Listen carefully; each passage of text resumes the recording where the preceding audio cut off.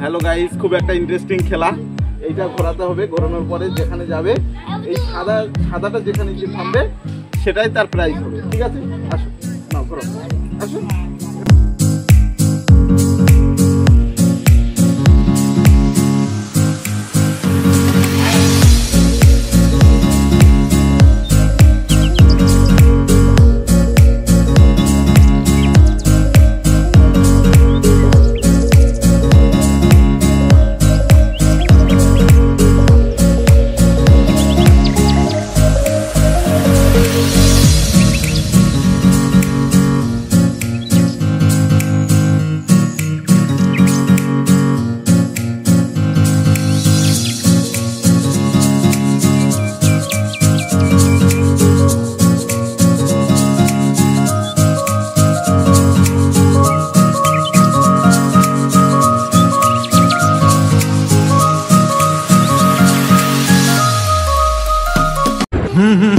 हे आहा हा हा, यहाँ कल क्या हो किसने जाना।